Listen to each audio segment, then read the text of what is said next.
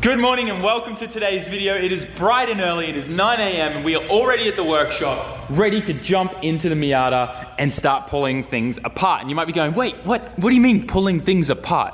Well, the thing is yesterday we learned on the dyno that we need to take the transmission out and replace the pressure plate on the clutch. It's slipping under power, so we got the thing for that. The other thing we need to change is our tail shaft or drive shaft, our diff and axles. So I need to do pretty much the entire drive line today, and I want to get that done before 1 p.m. so we can still jump on the dyno and see if we can squeeze some more power out of this thing. So for now, the goal is pull everything apart, put everything in, replace alternator, and then we should be good. Let's go.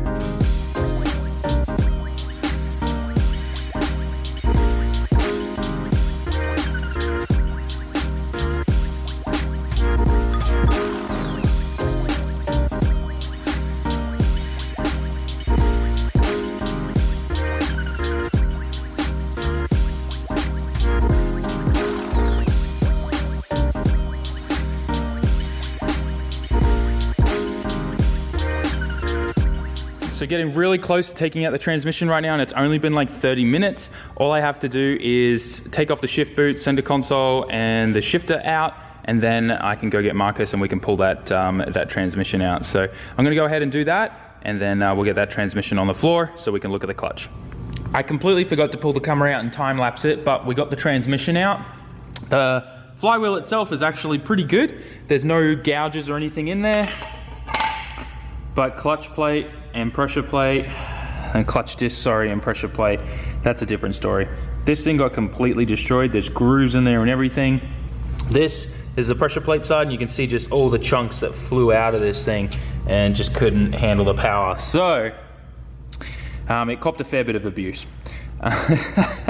Way more. Just remember, this is listed on the eBay listing for like no more than 220 horsepower or something stupid low like that. And this car's pushing well over that, as well as this thing says like max torque at the flywheel like 200 and we're at 280. So I'm not surprised that this thing gave out. So we do have the new pressure plate over there, but now I definitely need a new clutch disc. So I've been on the phone to Treasure Coast Miata because I was planning to go there later today anyways to get some parts, and it turns out they have an ACT clutch kit there that has been lightly used but has a bunch of meat left on there and is totally fine and will handle the power that this thing's putting out. So what I'm gonna do is do the diff and axles and try to get all of that sorted, so all that is left not in the car is the transmission. I'm gonna go to Treasure Coast Miata, pick up those parts that I was telling you about, as well as the clutch, come back, put the clutch on, put the transmission back in, and then hopefully make the dyno in time. This is why I love getting up super early, because you have the opportunity of when things go pear-shaped and go sour, you can still make something happen, and you know, you've still got time in the day to try and go for plan B. That's what I'm trying to say. So let's get to it. Alex just gave me a good hand, and we got this thing out. And sorry dude, I didn't mean to get you covered in grease. So now all I gotta do is take the power plant frame off. Isn't it kind of cool to see this all laid out like this here? It's interesting. So this needs to come off, and I need to attach this one on it. But I wanted to do a quick comparison because this is kind of crazy to look at. Here, let's drag it in. Huh? Is what gonna fit in there? Yeah. Like it's big. Look at this thing. I mean, I'm in the room, but I think I never realized how small the 1.6 diff were until I did that. Yeah, that's the speed diff, right? I don't know. I think it is actually. It may have come out of like the whichever one that doesn't come with axle stub axles in the diff. But yeah, look at that thing. Tiny little pumpkin, big Bertha. Actually, it's really not that much. When you put it like that, you can really tell. Geez, that's why you need the different drive shaft too, because this drive shaft should be shorter than the 1.6 one. Oh, it's also thicker. It's got more girth to it. Line that up there, and you can see there, yeah, a little bit shorter. And you can also see that this is girthier than this one. Look at that. There you go, 1.8 versus 1.6. Isn't that side comparison there? Look at that tiny little diff compared to the big boy. Yeah. Perfect example here too. Yeah. So a little bit of an update is we got the power plant frame disconnected from this 1.6 viscous diff. Also, if anyone wants this, please DM me on Instagram. Drive shafts, axles, and everything will come with it. DM me, we'll work out a price, come pick it up, pick up only. And yeah, a whole bunch more Miata parts. Please just DM me if you're after anything. I need to get rid of everything within a week. So please let me know. Eventually I will start posting all the parts on my Instagram, so get in while you can early. But yeah, got the power plant frame connected to the 1.8 diff. And I have to say that this was not an easy task. These power plant frames are kind of really frustrating and a little bit confusing if you've never dealt with them before on the dip there. So what I did was actually ask the guys at Treasure Coast Miata some tips on how to get it. And I didn't know this, but if you flip this over, there's a little like kind of shim here that slides into the power plant frame and presses into this little thing here on the diff as well that bolts off. And what you can actually do is I just got a wedge chisel here and I worked it from side to side and just kept going backwards and forwards until it opened up, then put the pry bar in there and the whole thing slipped right out, came out of that thing, and then with the 2 bolts obviously undone and stuff, you can just slide the whole power plant frame right off. And then I was able to just slide it back on. Now, it wasn't like it was super quick and fast and easy. Definitely took a bit of work on that and a bit of WD-40 because a lot of dirt and rust does get in there, but it is possible and it was a lot easier than what I was anticipating, that's for sure. I thought it was going to be a huge fiasco using pry bars trying to flex this open to get it on because I didn't know that this little like shim here actually came out of the power plant frame. So yeah, that helped a lot. We got this on here, so I'm going to get Alex to help me lift this in. I've already got one of the new axles in there as well, just kind of hanging out to see where everything's going to go up. I'm not sure if I'm going to be able to slide these ones in and out like I was with the old ones with the wheels still on, so we may need to work that out when we put it up there. But for now, let's get this up there and hopefully everything goes smooth from here because we still got to go to Treasure Coast Miata and get that clutch.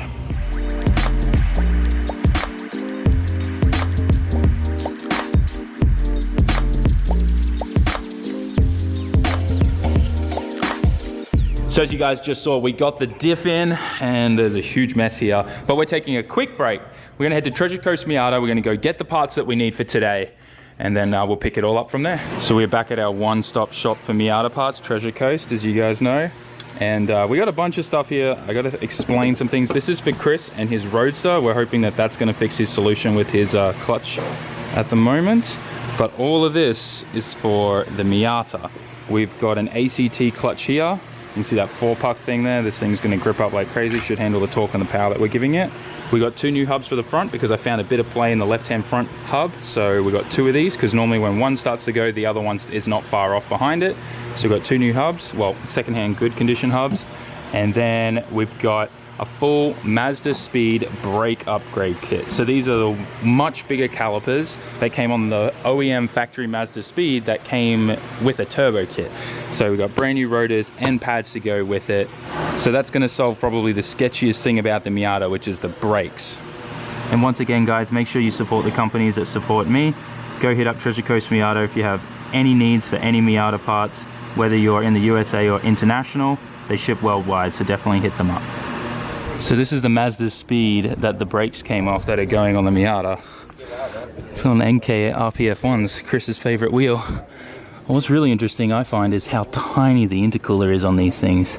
It's puny. That's even smaller, I feel, than like the OEM 180SX and S13 intercoolers that came on the little turbo cars back in the day. It's crazy small. Is this like a power steering cooler or something? Not a water sprayer? Interesting. Just looking at some of the cars they got lined up here to wreck. But is this an OEM color? It's kind of, it reminds me of like the midnight purple on the 33s. I kind of really dig it. Oh wait, that's an NA and this is an NB in the same color with the tan roof as well. Man, the more and more I get into Miatas and learn about them, the more and more I start to get interested in them. I wish they were more tall person friendly. Anyways, let's head. Once again, I just want to remind you guys, please support the companies that support me. I would not be able to do what I am doing today with the Miata, fixing it and everything. No one would have had a clutch in. I would not have been able to get a clutch that would work on my setup until probably Friday. So I just want to say a massive thank you to Treasure Coast Miata. If you guys go and order any parts on their website, please make sure in the comment section and checkout you let them know I sent you and give them some love. Thanks guys. So the clutch is all installed and ready to go. I'm a little bit curious to know what the 4-puck unsprung ACT clutch disc is gonna feel like on this, especially with a beefy pressure plate. But anyways, Alex, you feeling strong today? Yeah, of course. Yeah, I mean I ate my spinach. So. You ate your spinach? Yeah, okay, cool. Well, let's go. What's that character called? Popeye? Popeye, that's it. All right, let's go, Popeye.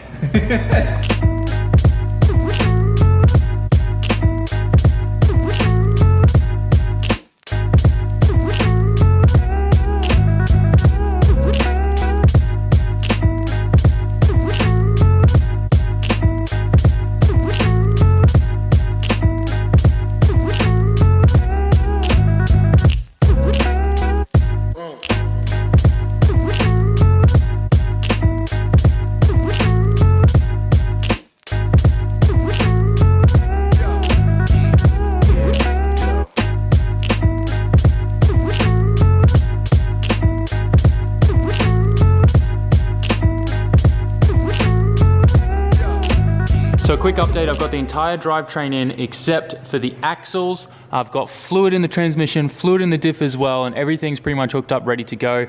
I just need to get these axles in, which is a little bit more involved. Normally, you can sometimes get to, like, you know, an S chassis and Skylines and stuff, you don't have to disconnect the knuckle from the control arms to get them in, because you can just undo the bolts at the diff.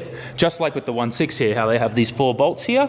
But with the diff that I'm moving to, it's a full, like, axle, just like in a front wheel drive car. So you don't have like a point where you can unbolt it and then kind of flex it and slide it out.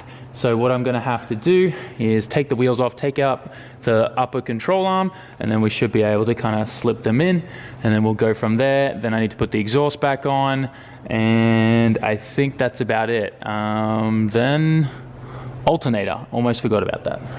I'm actually getting really exhausted too because I got up super early today, as you guys know. It's about to hit like 10:30. I really want to get this finished today because tomorrow I want to do some driving, and the day after I want to do a bit of a road trip up north to Orlando. So yeah, I'm really trying to burn the midnight oil here. I'm not sure if I'm going to be able to edit this video and get it out in time before midnight, which means I'm going to end up skipping a day. So I might be doing a live stream. So if you guys aren't subscribed and not getting live stream notifications, now is your time. Subscribe. And with that, let's get back into the car.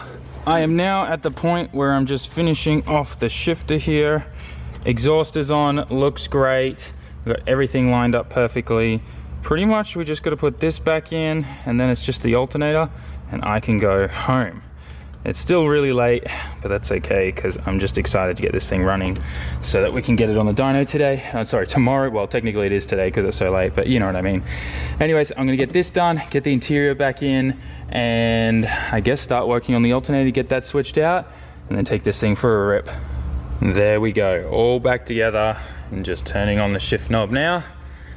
Whew. Let's try to line these up. This always drives me insane when like your shift knob never lines up.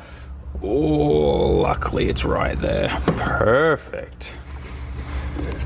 Now, I have to say this clutch feels really, really kind of like soft. I don't know, maybe I'm gonna bleed it again later. Maybe tomorrow I'll bleed it. But it feels the same as what it did before, and I was expecting it to maybe feel a little bit stiffer with the new pressure plate and disc in there, but I don't know. We'll have to wait till it's actually driving and running to really feel the difference, I feel. Now, all I gotta do is put this wheel on, and let's get that alternator sorted. Fingers crossed, guys. Here we go. It's alive. Oh, I'm excited. Transmission's working. All right, here we go, moment of truth. Oh, the clutch works. Yes, it works. Oh, I forgot. Welded diff. I forgot I had a welded diff now. Oh, it really struggles around turning. I mean, that's what welded diffs do. Oh man, it grips so much in the rear, the welded. It's kind of scary. It's probably gonna break something.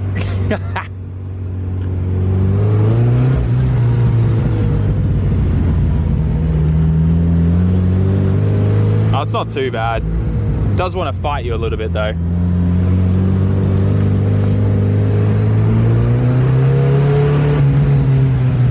All right, let's go second gear.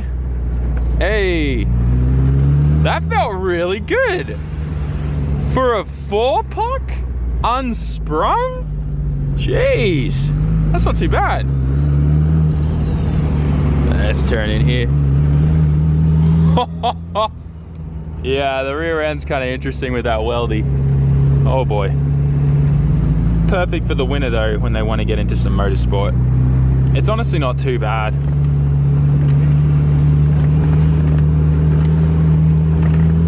Hell yeah. All right, wow, my nice little test drive is complete. Let's park it. Man, I missed that. I missed that. Now that I have the alternator working, I think we're gonna have to go see Jack tomorrow for sure. Obviously, we're gonna be doing some dyno stuff tomorrow, but we need to now dial in a few things because the voltages are now where they should be at 13, 14 volts. So the fuel pump's gonna be pushing more fuel. The injectors are gonna be operating a little bit better, like the duty cycle, not the duty cycle, but the dwell timing on them. I think it's dwell timing. We'll just inject a dead timing. That's the word, dead timing. Will now be a lot more accurate as well, that the voltage is where it should be. Fans will also be spinning harder and faster, so that's a good sign, a good thing. But yeah, so for now, I think we're kind of good. Let's now put all the cars on the side and go home. Well, it's 2 a.m. and I can't think of a better time to end today's video. Shop is all packed up, kind of cleaned up. We definitely got some more cleaning to do tomorrow and put tools away, but everything is done that I wanted to get done today. Definitely took way longer than expected. And towards the end there, I just kind of slowed right down and started enjoying myself as well. We did a live stream as well, which took up a bunch of time, and I lost my keys for a bit. I mean, if you know, put it down in the comment section. If you're a member on the channel, by the way, and you missed that live stream, definitely go check it out. Members only get to view past live streams. So if you're not a member yet, definitely hit that join button. But we're ready for the dyno again. And yeah, man, that welded diff feels really aggressive in the Miata. You can actually really feel it like gripping and biting and like trying to tell the car to not turn in when you tell it to. It's kind of crazy how different a welded diff feels in the Miata chassis compared to S chassis and R chassis that I've driven with them on. So it's kind of crazy. But anyways, hope you guys enjoyed today's video. Smash that like button, write us a comment, subscribe if you haven't already. Man, we got a lot done today, and there's still more to do. We got brakes and stuff like that. There's a lot of things happening to the car still. I want to have everything finished by Friday. I don't know, I want it to be perfect then. Anyways, I'll catch you in tomorrow's video, guys. Peace out. Jamata.